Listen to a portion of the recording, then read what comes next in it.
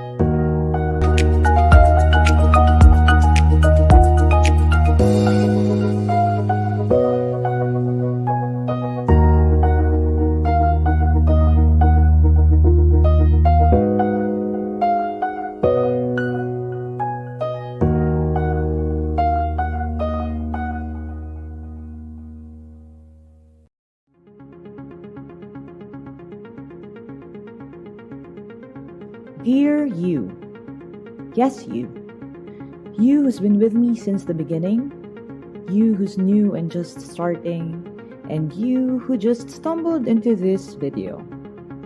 You, welcome to the team. Our team is a group of learners, teachers, speakers, and listeners. A team of misunderstood misfits who no longer fear mistakes. For we know that though they may break us, they do not make us. We choose to learn even when we lose. We are a group of stories and hard-earned testimonies. And this year, team, I dare you. I dare you to dream. Dare to dream big. Dream dreams that scare you. Dreams so impossible, unreachable, that they take your breath away. Dare to step outside your comfort zone. Go for something. Go get somewhere. Go be someone. Dare to dream today. Not someday or soon or someday soon. Don't wait for someone's permission, the right motivation, or perfect conditions. those may never, ever come. Time is running out, my friend. You'd better start running too. Dare to dream for you. Dare to dream for others. Dare to dream for others like you. For if a shy, stuttering introvert like me can find the courage to speak to thousands of people like you, I am living proof that dreams can, will, and do come true. Dare to dream. Take that first step. For if the universe can start from nothing, and everything else must start from something, let that one thing be this. Here, now, with you. Love, Lyqa.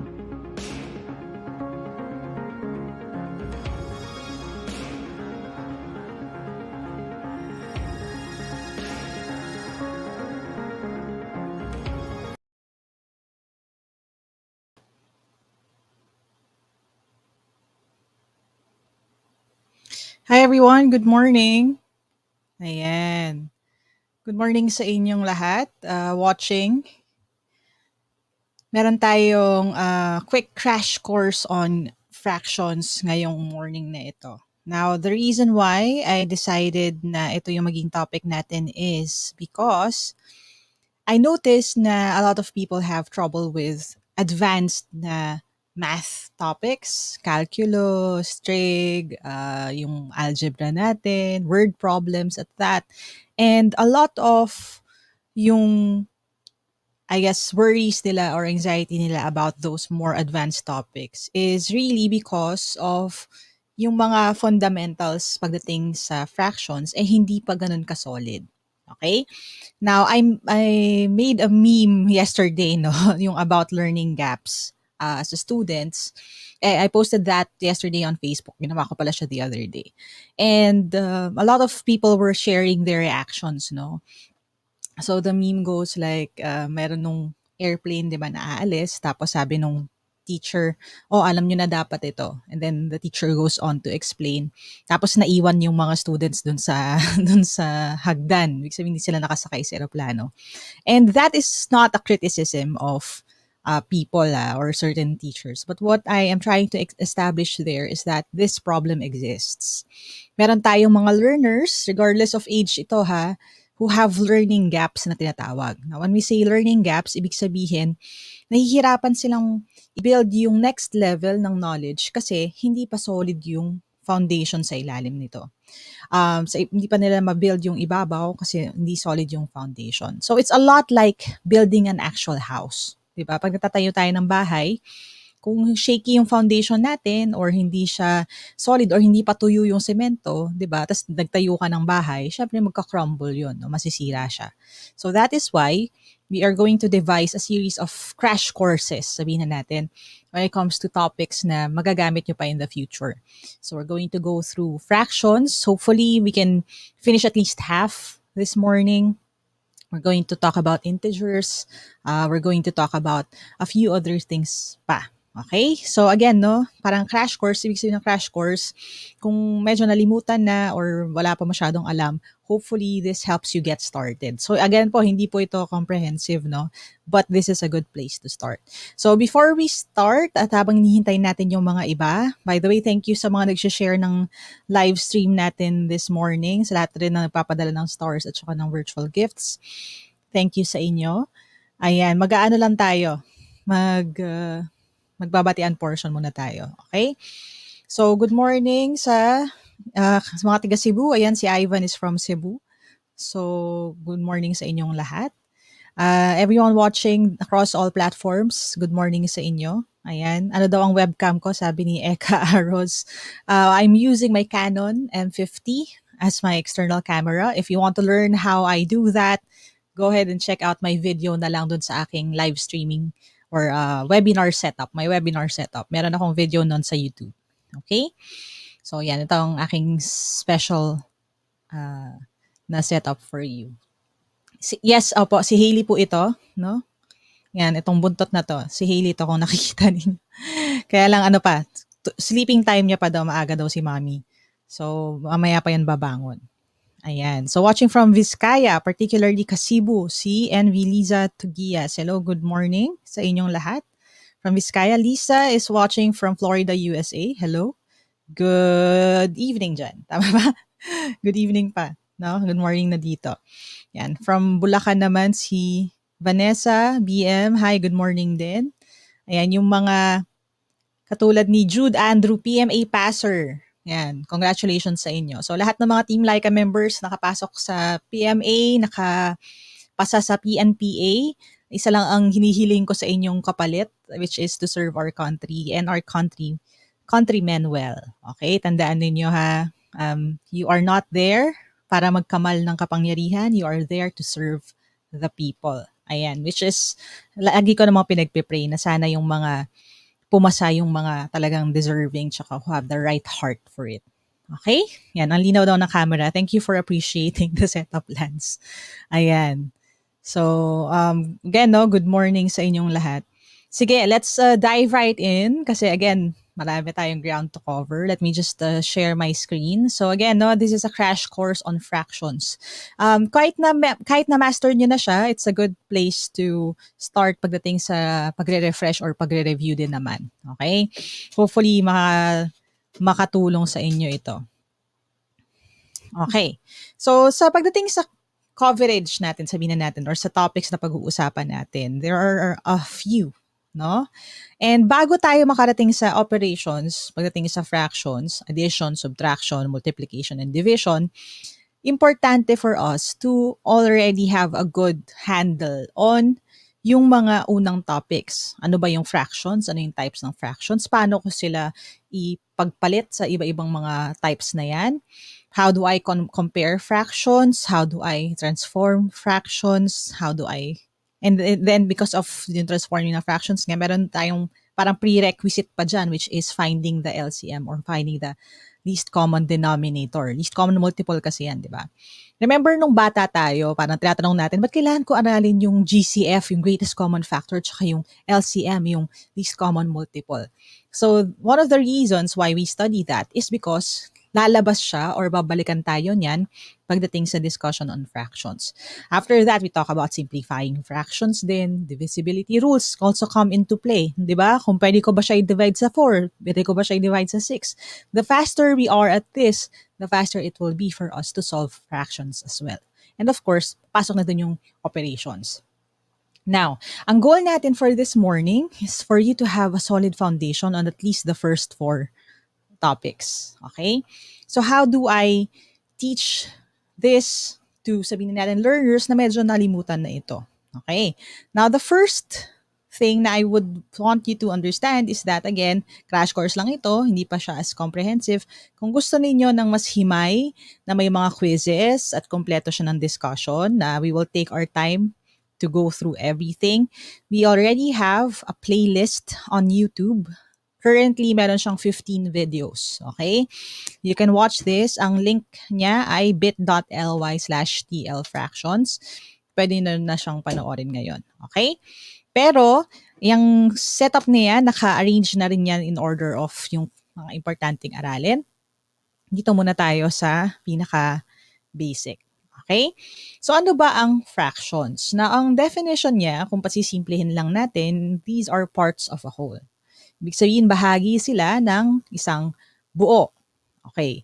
Now, a bit of a trivia din, yung fract na, kumbaga root word na yan, it means to divide or to break. Diba?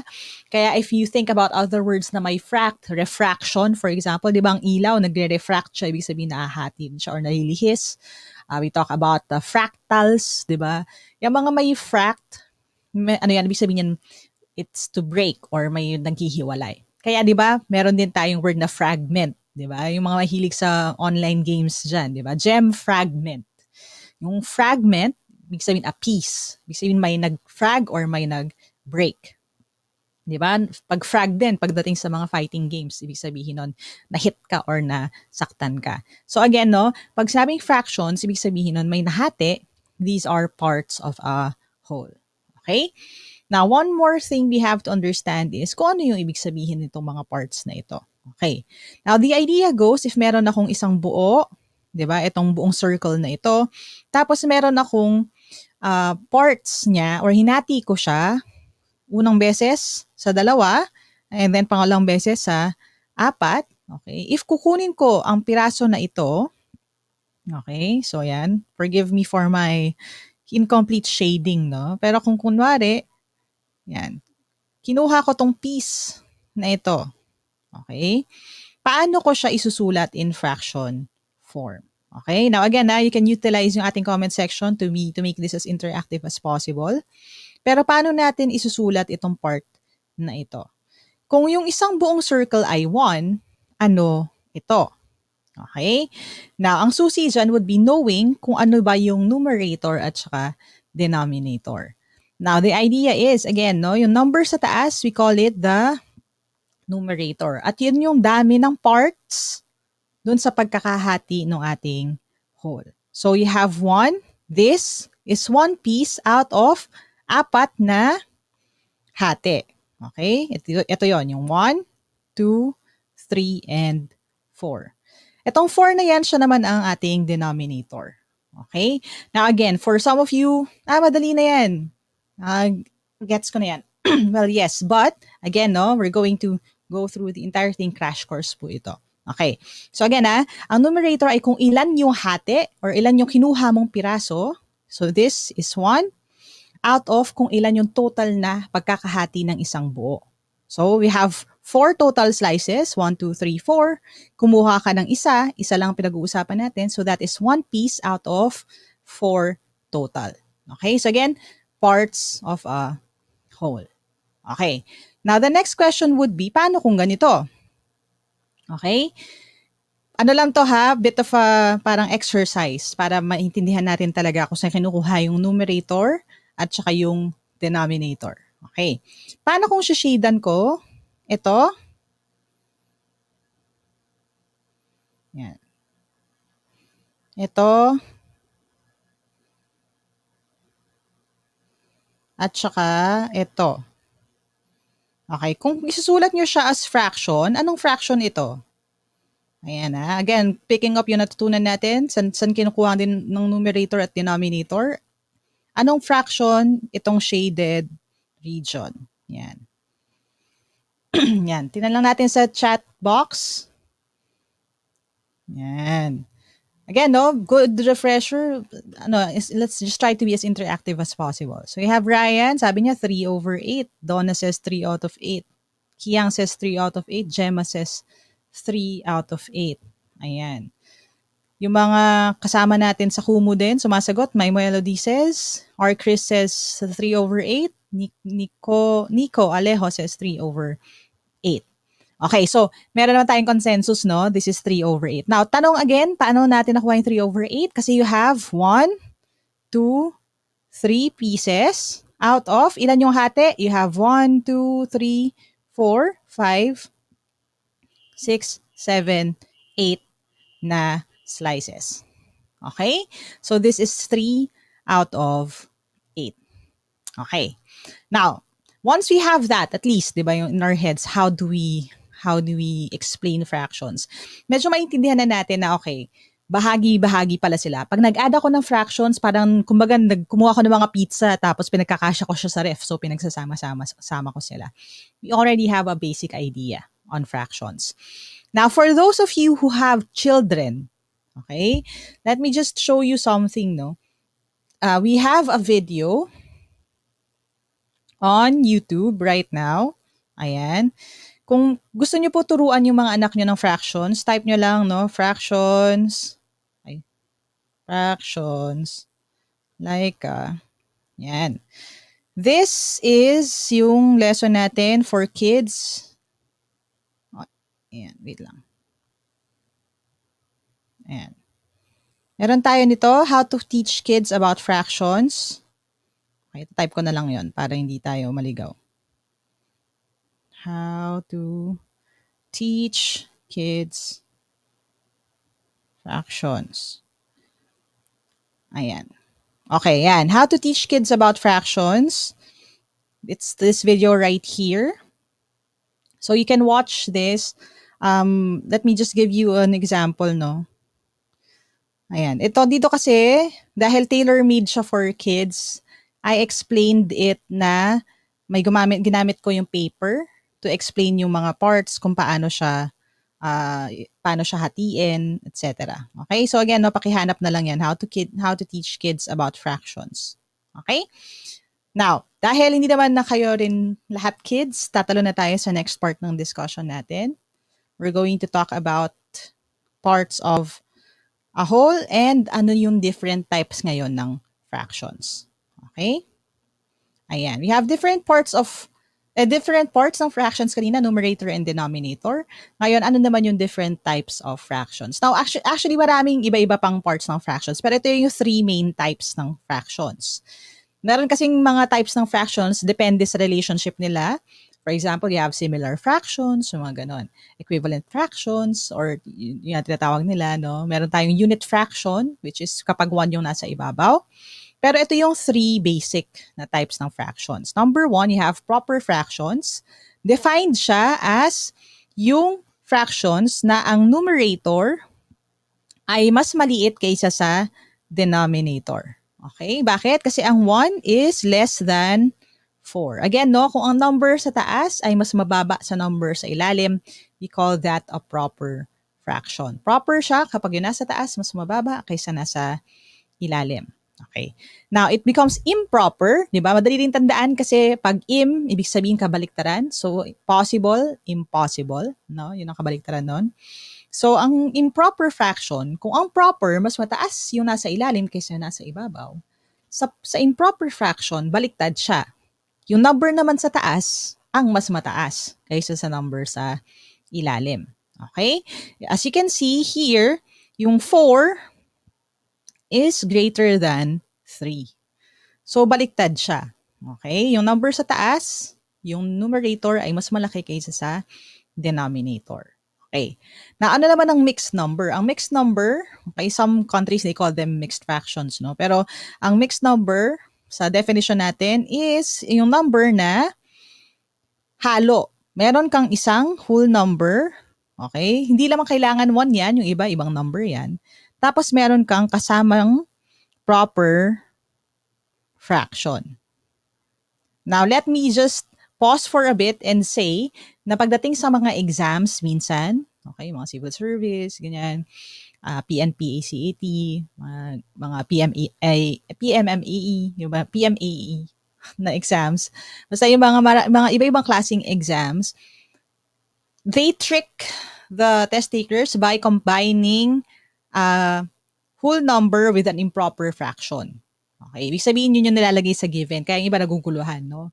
Pero ang idea would be, again, the same rules apply naman. Kung pinagsama ngayon, what you have is 1 and 4 over 3, equal lang naman ito sa 2 and 1 over 3. So again, very importante sa atin na we know how to manipulate yung mga fractions natin. Alam natin kung, okay, eto pareho lang yan ito. Eto ganitong gagawin ko dyan para maging ganito yan. Okay? So yun yung some of the ideas that we have to understand. Okay. Now, how do we handle them? So again, no, quick refresher tayo.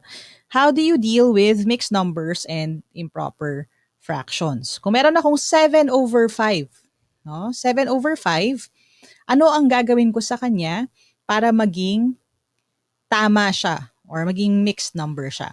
Kasi pagdating sa school at even sa exams, ang sinasabi lagi sa atin is hindi tinatanggap yung sagot kapag hindi tinatanggap yung sagot kapag siya ay improper fraction. Iko-convert mo pa siya into a mixed number. So, very important for us to know how to do this. Now, 3 easy steps lang. Okay, para madaling tandaan. Number 1, you have to divide. Now, when we say divide, minsan kinakabahan ng iba, no? Kasi pag sinabi natin 7 divided by 5, decimal yan.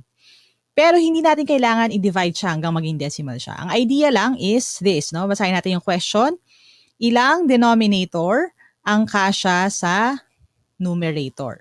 Okay? So, yan ang magic question natin. Again, no? Ilang denominator ang kasya sa numerator? So, kung meron akong 7 over 5, ang una kong gagawin ay tanungin ang sarili ko, ilang 5 meron sa 7? Now, ang sagot dyan would be 1. Kung ano yung sagot doon, yun yung magiging whole number natin sa ating mixed number. Okay, again, no? So we just ask, di ba, ilang 5 meron kasya sa 7 or 7 divided by 5. Now, the answer is 1. Now, kaya lang, meron tayong remainder na tinatawag. Tama? When we were in grade school, hindi pa tayo nagde-decimal, remainder ang ginagawa natin, no? 5 remainder 2, 2 remainder 1, ganon. So, anong gagawin natin next? Titingnan natin yung remainder or yung natitira or we basically subtract yung nabuo natin na ilang grupo ng 5. So, ibig sabihin nun, ganito ha, ilang 5 meron sa 7? Isa. Now, yung 5 na yan, ibabawas ko ngayon sa 7. Pag binawas ko yung 5 sa 7, 7 minus 5 is 2. Now, kung ano yung number na yan, ilan ang matitira after natin itong ibawas, that would be our numerator. So, 1 and 2, yung number sa taas. Okay? Magiging 2 yung number sa taas. The next question would be, ano naman yung number sa ilalim? Okay. Now, ang number sa ilalim, saan natin siya kukunin? Kukunin lang natin or kokopyahin lang natin yung denominator dito. So, this will be 5. So, ibig sabihin nun, ang 7 over 5 ay 1 and 2 over 5 or 1 and 2 fifths. Okay? Now, again, ulitin natin yung 3 steps na yon. First, divide. Second, subtract. And third, copy. Okay? Now, yung subtract na yan, pwede mong i-shortcut by saying yung remainder lang, no? Remainder lang naman ang kailangan natin isipin doon. Pero para lang mas madali natin tandaan, again, divide, subtract, copy. Okay? Now, para matest if you already got this, no? Let's take one example. A simple example muna. Paano kung 9 over 4? Ayan. Kung meron kang 9 over 4, ano yan? Kung gagawin natin siyang mixed number. Okay. Sige, type your answers na lang sa chat box natin.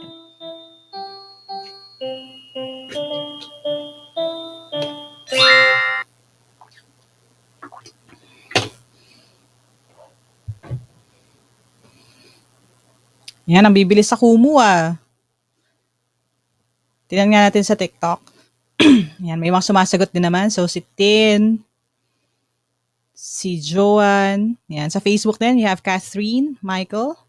Okay. So, ano ang tamang sagot? Again, no? 3 steps. Divide. So, dito muna tayo. 9 divided by 4. Ilang 4 kasya sa 9? Ang dami ng 4 na kasya sa 9 ay 2.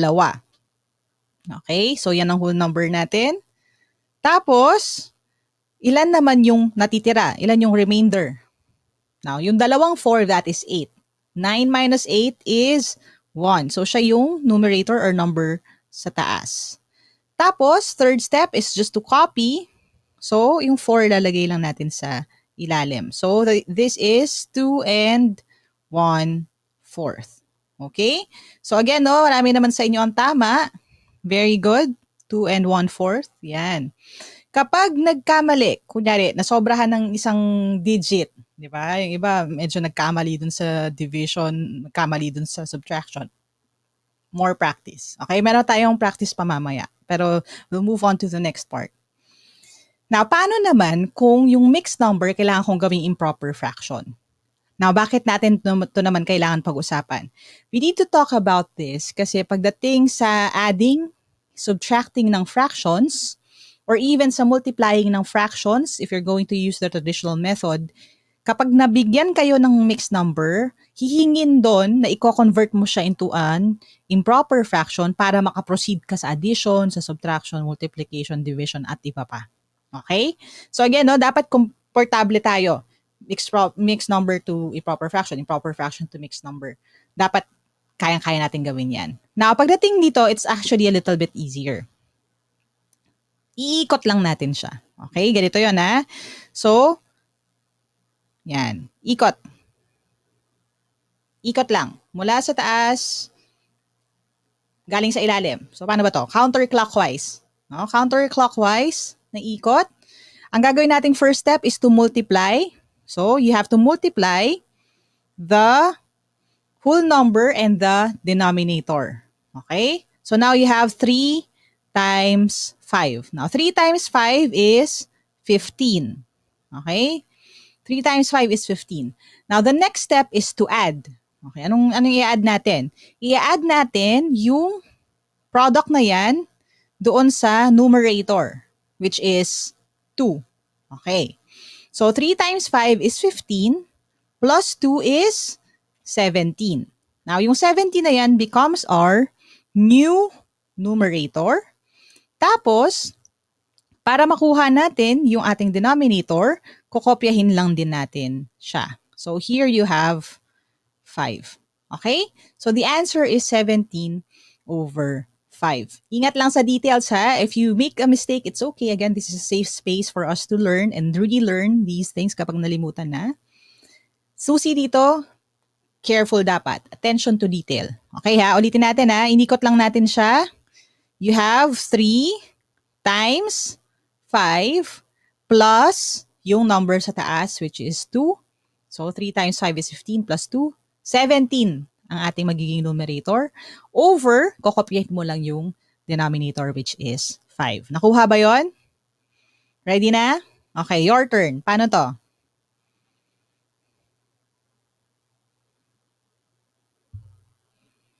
Ayan.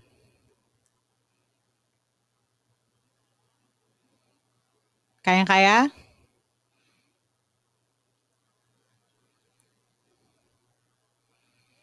Ayan, may nagtanong sa TikTok, paano po ang pag negative ang whole number ng improper fraction?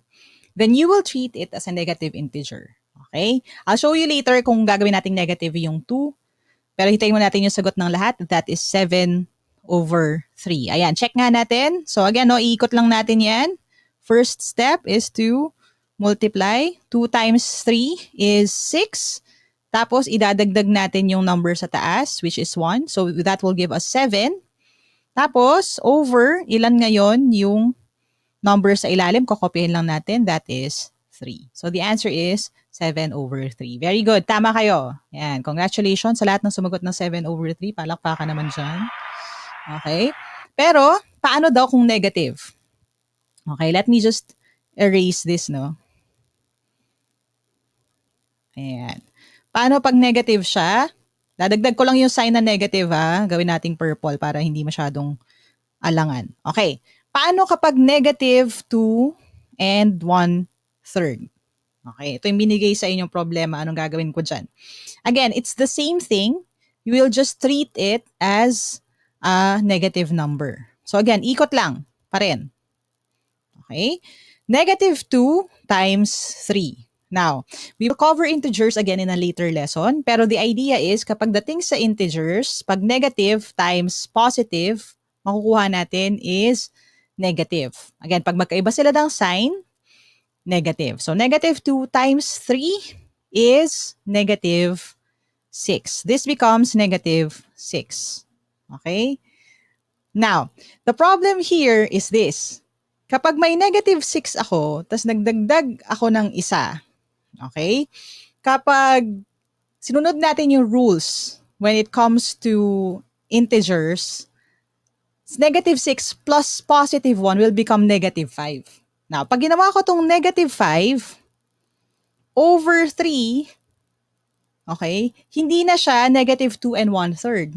Magiging negative, pag ginawa ko siyang negative 5 over 3, hindi na siya negative 2 and 1/3. This is already negative 1 and 2/3. So, hindi na siya equal. Now, bakit ganun? Kasi a lot of people confuse yung negative sign into, okay, ihihiwalay ko siya. Ito lang ang negative. When in fact, the entire thing is negative. Ano ibig sabihin nun? Ganito. Instead of solving it like that, what we could do instead would be solve it ng ganito. Okay. So basically, yung 2 and 1/3, imumultiply mo siya sa negative number. So ano ibig sabihin nun? Yung sagot natin kanina, which is ang 2 and 1/3, again, inikot natin, di ba? 2 times 3 is 6 plus 1. That is 7 over 3. Imumultiply na lang natin, di ba, sa negative, which becomes negative 7 over 3. Gets? Okay, ulitin ko yan ha. Kapag negative yung fraction natin, you just treat it as the positive fraction, i-multiply mo sa negative. So, gawin mo lang yung step natin kanina, multiply, add, and copy. 'Di ba? Tapos, idagdag mo yung sign sa dulo. Okay? Ayan. Okay, now next. Dito tayo sa quick quiz natin. So, you have 5 numbers. I'll give you some time to think about them. Tapos, solve natin together. Okay? So again, no, ang gagawin lang po dito is gagawin nyo lang is to convert all of them.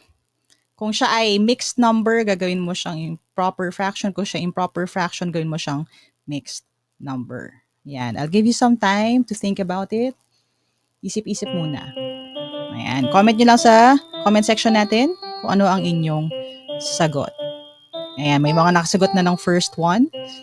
Ayan. Tuloy-tuloy lang natin.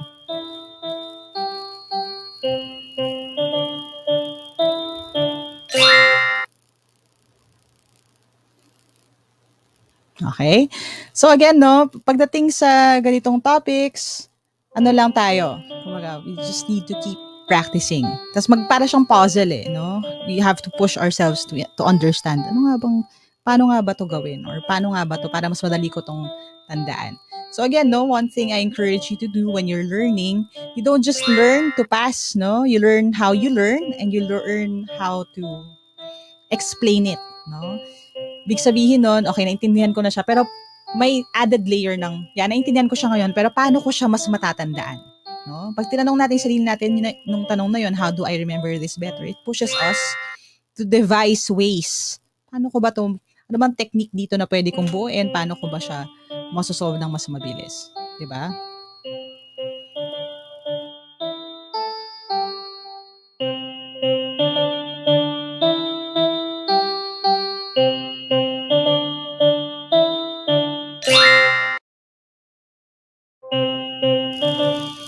Okay?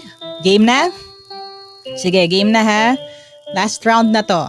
Pahabulin lang natin yung mga kasama pa lang. Again, no, the idea is you have to convert the improper fractions into mixed numbers into improper fractions. Kung kaya nyo siyang paikot-ikutin in your brain, mas mabilis, mas maganda. Kasi pagdating sa exams, wala tayo masyadong time. Okay, yan. Nakasagot na si Janaya ng buo, si Drew, lahat ng 5. Ayan, everyone din watching on TikTok. Nasa number 4 na yung mga nasa kumu natin. Yung mga nasa TikTok ba, may sumasagot? Ayan, may sumasagot din. Yan, kumpleto na rin hanggang number 4. Okay, si Princess tapos na siya. Okay, game. Let's do this. Okay? Isa-isahin natin ha. So, yung number 1, this is easy. This is just a mixed number. Ko-convert natin to fractions. Again, no, nakahalo na kasi to kaya yung iba baka naguluhan. Pero ang idea is, ikutin mo lang siya again. No? So, this is times and then plus. Okay? So, now you have 1 times 7, which is 7 plus 2. This is 9. Over, kokopyahin lang natin yung number sa ilalim, which is 7. The answer is 9 over 7. Ayan. Okay, tama ba kayo? Most of you got it right naman, no? So, next tayo. Move on tayo sa kasunod. 21 over 6. Mas mataas yung numerator kasi sa denominator. So, this is an improper fraction. So, ano nga gagawin natin? Again, iikutin lang din naman natin. Pero basically, 21 divided by 6. Ilang 6 ang kasya sa 21? 6, 12, 18. So, tatlo. So, the answer here has to be 3 ang whole number. Tapos, dahil 18 yon, 21 minus 18 is 3. Tapos, kakopyahin lang natin yung denominator, 3 over 6. Okay, ulitin natin yan. So, 3 and 3 over 6. Or, dahil 3 over 6, pwede mo pa siyang i-simplify. This can be 3 and 1 half. Okay? So, tanggap natin parehong sagot. Pwedeng 3 and 1 half, pwedeng 3 and 3 over 6. Muna, okay? Dahil nandun pa lang naman tayo sa pag-transform ng fractions. Next, you have 4 and 1 over 9. So, again, no? Ikot lang natin siya. 4 times 9, 9, 18, 27, 36. 36 plus 1 is 37 over, kokopyahin lang natin yung 9, 37 over 9. Okay? So, tama naman lahat. Yan, si EJ was correct. Zushmita Bell is correct. Yan. Next, 2 and 5 over 6. Again, same thing. 2 times 6 is 12. Plus 5 is 17. So, 17 over 6. Now, yung last one, sinadya ko medyo malaki yung number natin. Pero again, it's the same idea. 125 divided by 11. Okay, ilang 11 ang kasya sa 125.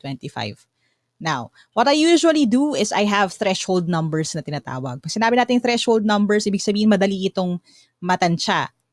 Una is 10. No? Kapag nag times 10 ka kasi lalagyan mo lang siya ng number sa dulo. So 11 times 10 is 110. Lagyan mo lang siya ng 0 sa dulo. 110. Now, yung 110, pag binawas ko sa 125, may kasya pang isang 11. No? Kasi 11 times 11 is 121. Meron din tayong technique no? So when we multiply numbers by 11, ang ginagawa natin, kung kunwari 11 times 11, we just copy the first number muna, so 1, tapos i-add natin yung dalawang number na ito, no? So 1 plus 1 is 2, tapos kokopyahin natin uli yung 1. No? I-multiply ulit natin siya. Pero basically, this is 110 plus 11 is 121. So, kung 11, yung sagot dito, no? Ito yung magiging full number natin. Tapos ibabawas natin sa 125 yung 121, meron kang tirang 4. So, 11 and 4 over 11. Ayan. So, tama naman kayo. So, si Sean is correct. John Robert is correct. Princess is correct. Ayan. Yung iba medyo na-off ng isang number, no? Naging 12 or naging 5 over 11. Yung mga ganyan, avoidable naman yan kapag tayo ay may extra time at saka nagpa-practice tayo. Okay? So, isisingit ko rin. Meron tayong video nito on YouTube. Again, meron tayong worksheet. At dun sa video na yun, I announced worksheets, free downloadable worksheets that you can get sa teamlyqa.com. Okay? So, kung gusto nyo pa ng exercise, mamaya pwede pa uli. Okay? Now, that is one of the fundamental lessons pagdating sa fractions. Now, isa-segue natin dito yung idea of equivalent fractions. This is also very important. Now, bakit ganon? The idea is, kapag meron tayong fraction like 1/4, di ba kanina napag-usapan natin to, no? Ang 1/4, this is one part, no? Out of a whole divided into 4 equal parts. Again, no, the idea there, the secret word there is equal, no? It is 4 equal parts. Now, kung gusto kong isulat yung 1/4 a different way, okay? Ibig sabihin, ayoko siya isulat na 1/4. Paano kung over 8 siya, no? And again, papasok dito yung kapag nagsosolve ka na ng addition and subtraction ng fractions, kailangan kasi pareho sila ng apelido or pareho sila ng denominator. So how do I write 1/4 na over 8 siya? Okay, now, kung titingnan natin, same circle, no? Pareho sila ng size. Para maging equal siya dun sa 1/4, ilang parts nitong pi divided by 8 ang kailangan kong i-shade? 'Di ba? Kung mag-shade lang ako ng isa, yan, kulang siya, sobra o okay na. No, tingnan natin ha, visually siya ha, again, no? Kung ito yung target, ang target natin, ganito siya kalaki. Kung ito lang ang i-shade ko, this is just 1 out of 8, siya ba ay kulang o sobra? Ayan, kulang daw, sabi ni Ryan. Yes. No? Kulang siya. Now, in order for me na matumbasan ito, kailangan mag-shade pa ako ng isa pa. Right here. Now, pag shade ko ba ito ng completely, pareho na sila? Yes, right? Pareho na sila. So, ibig sabihin nun, hindi siya 1/8. Kapag nag-over 8 siya, magiging 2/8. Ito yung magiging equivalent ng 1/4. Okay? Now, again, bakit kailangan natin i-visualize? Kasi minsan mahirap intindihin, no? Bakit yung 1/4 magiging 2/8? This is why. Okay? Kasi kailangan maging equivalent yung slice na kinuha natin. Now, how do you transform fractions para maging equivalent siya across different denominators? Now, let's take this example. If you have 2/3, Okay? If you have 2/3, tapos gusto ko siyang kunin yung equivalent niya sa 6, sa over 6 na denominator, anong gagawin ko sa kanya?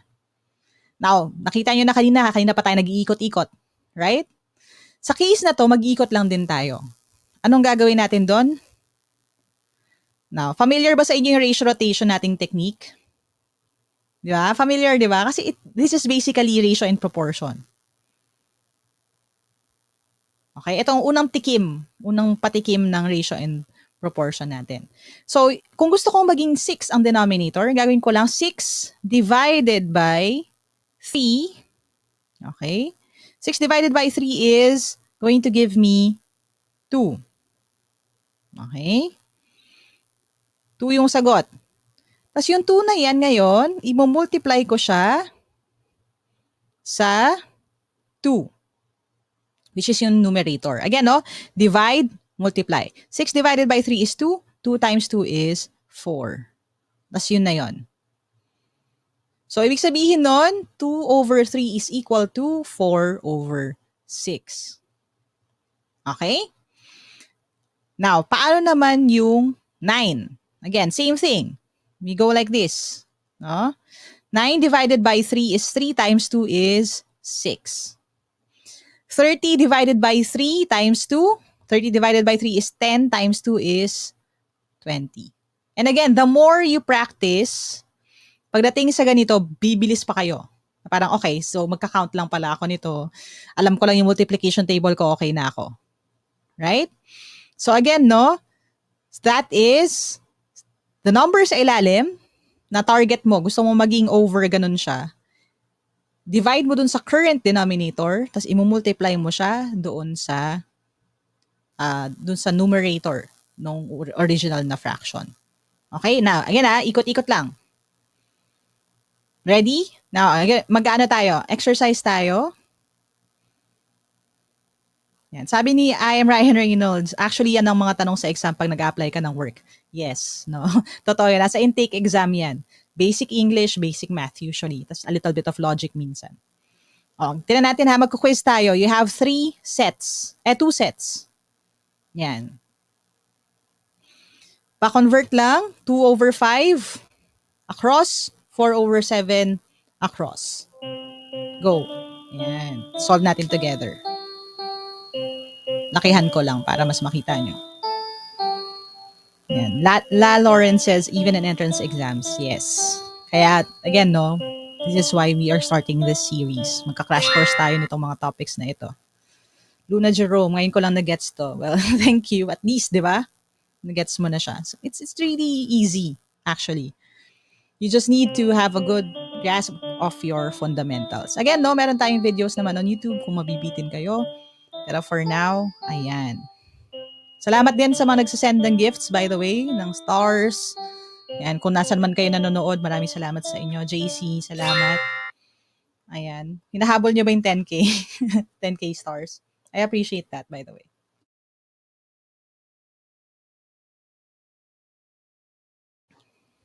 Kung hindi, okay lang din. Pero for those of you who want to send support, of course, I appreciate that, no? Para we can keep making free content for everyone. Sige, ayan, may mga may sagot na. Last round na natin. And then we'll explain. Okay, no? Again, no? Pare-pareho lang yan. Okay. Paano ko siya gagawin? Ikot-ikot lang. Sabi nga ni Sarah Geronimo, no? Ikot-ikot lang. Game. Number 1 muna tayo. Isa-isahin natin siya. Okay, so you have 2/5. Kung ikot ko to, 10 divided by 5 is 2 times 2 is going to give me 4. So, una, 4/10. Ikot ko ulit, 15 divided by 5 times 2. 15 divided by 5 is 3 times 2 is 6. Okay, ikot ulit natin. 25 divided by 5 is 5 times 2 is 10. Okay? Tapos 50 divided by 5 is 10 times 2 is 20. Ayan. May mga perfect ba sa number 1?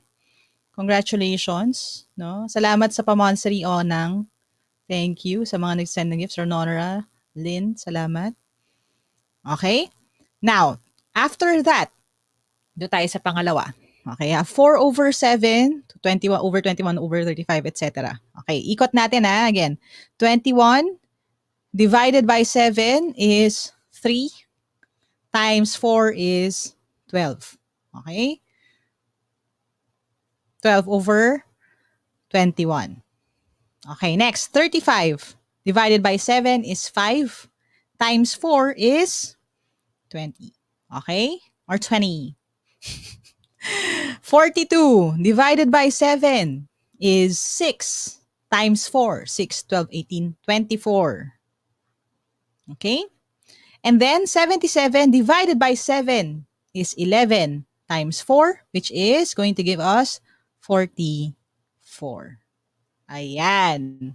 Perfect ba kayo? Ayan. Na kung may nagkamali, no, usually pag nagkakamali dahil lang sa nawaglit yung okay, na mali ng multiply, na mali ng divide, okay lang yun. These are again things that normally happen. Ang importante, practice para hindi makalimutan. Okay? Now, I will look for the links. If you're watching this on Facebook or even if you're not, you can check out my Facebook page na lang later. Post natin yung link to the worksheet. Meron tayong worksheet nito sa website natin. So you can practice on your own free time. Okay? Now, of course, hindi pa tayo na tatapos dito. Next session, kasi I only have me until 12 noon, no? So medyo bitin. This is our series, no? Crash course on fractions tayo next week. Same time, same place. We're going to talk about yung ating basics naman or fundamentals when it comes to fractions leading to our operations na. So, magpo-progress tayo next week. We're going to talk about comparing fractions. This is very important when it comes to subtraction para at least alam mo kung negative agad or positive. We're going to talk about how to compare fractions, how to manipulate fractions, sabihin na natin, how to visualize information then next session. Okay? Nangyayari ito dito sa ating Scene Zone channel if you're watching on Kumu. Every 11 a.m. on Tuesdays, I go live. So, live tayo, isang session ng ganitong klaseng study, live stream study session. If you want to request topics, let me know in the comments. Let me know in my Facebook pages na lang. No? Tapos dito sa taas, you can follow us na lang sa Team Lyqa at sa Scene Zone if you're watching on Kumu. Of course, sa TikTok, if you're watching on TikTok, you can follow me dito sa Team Lyqa for more educational content. Ano daw ang sked bukas? Bukas, I'm going to go live with Knowledge Channel sa Knowledge on the Go for a quiz then. Type na show. You can check that out. But again, no, reiterate ko lang, no, hindi po ito one time, big time kasi meron na tayong videos on YouTube. Okay? So, papakita ko lang sa inyo really quickly. Again, kompleto na to. bit.ly/tlfractions kung gusto nyo ng refresher or gusto nyo more examples o kaya advanced study for next week. Okay? Kasi ano naman tayo hanggang 12 noon tayo. So Tuesdays again, 11 a.m. to 12 noon, we talk about these things. Next week, part 2 ng fractions. The week after that, probably integers. No? Paano ba itong mga negative, positive na to? Pag-uusapan natin yan next. But for now, we will end it right here. Salamat sa pagsama sa akin this morning. Ayan, Maria Lourdes Carbonell, salamat. Remember ko tuloy nung yon high school days ko. Ayan, live math. Yes. Salamat din kay Kim. Thank you for finding my session interesting. So again, no, it's actually very easy naman. Let's give ourselves a chance. No? Yun naman talaga importante. We have to believe in ourselves as well. We have to trust na kaya ko rin maintindihan. Ayan. KSS, KHD, JW. Board passer na ako pero ngayon ko lang to naintindihan. Well, again, no, this is just a simple discussion. Hopefully nakatulong sa inyo. Especially sa mommies and daddies na nagtututor ng kanilang mga anak. Ayan, we have, actually, we're going to release a video lesson tomorrow on have, had, has tayo sa English kasi Wordy Wednesdays tomorrow. That is going to be our 900th video on YouTube. Ayan. So, happy 900 videos, 900 video lessons sa YouTube. Bukas yon 8 p.m. sa Team Lyqa YouTube channel. Okay? So again, even if kasi I don't post that much na on TikTok right now, I'm taking a bit of a break. Maraming nangyari these past few weeks. Pero all of those lessons are already up on YouTube and pwede nyo balikan yung ating mga playlist din sa TikTok. So, pwede nyo siya mahanap. Name daw ng YouTube, sabi ni Kazuki, it's Team Lyqa. So, Tamlyqa, ganyan din ang spelling dun sa pinapanood nyo sa TikTok. Or type nyo lang LYQA, lalabas naman siya sa YouTube. Okay? Kung gusto nyo ng specific lessons, type nyo lang LYQA, whatever that lesson may be, lalabas siya sa ating search bar naman sa YouTube. Okay? So, salamat again sa pagsama sa akin. Lahat na nagpadala ng gifts. I appreciate all of you. Ayan, maraming salamat. Nag-English kasi tayo the past few weeks, no? Nag-identifying errors tayo sa English. Kaya ngayon, math naman tayo. Let's start with the fundamentals para hopefully maka-catch up yung mga learners with learning gaps and even yung mga parents na kailangan balikan itong mga lessons na to. Ang goal natin is to make sure that the next generation has a more solid foundation. No? Tulungan lang tayo. Kaya na nyo yan. I believe in you. Yan muna for now. Papaalam na ako as you always say. Never stop learning. Adja, kaya yan. I'll see you in my next video. Bye for now.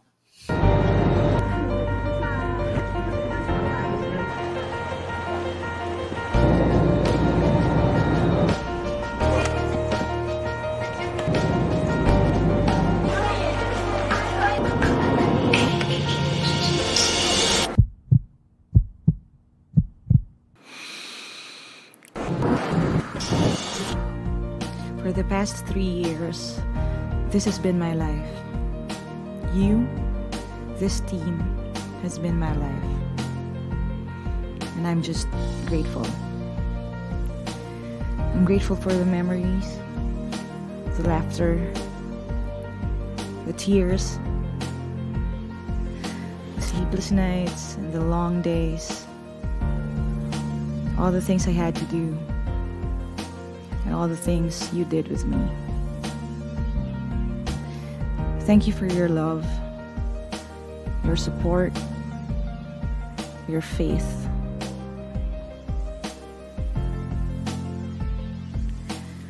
Your prayers give me strength. Your stories give me hope. Your perseverance gives me courage. It started as one sloppy video made by a nobody turned into a beautiful community, an odd family that loves learning. And now 3 years in, I can say, like Esther from the Bible, I have been called for such a time as this, for you, all of you. Hi everyone! Meet Team Lyqa Naga. Team Lyqa Tacloban. Team Lyqa Manila, girls only. Boys. Meet Team Lyqa Iloilo. Kapampangan. Ilocos. Metro Manila, Batch 1. Batch 2. Iloilo. Antique. PNPA. Aklan. Kabagyo, nanginginig pa. PSWD and Seymour. Kaya Team Lyqa Dumaguete. Camindabao. Team Lyqa Metro Manila Batch 8. Team Lyqa UCC.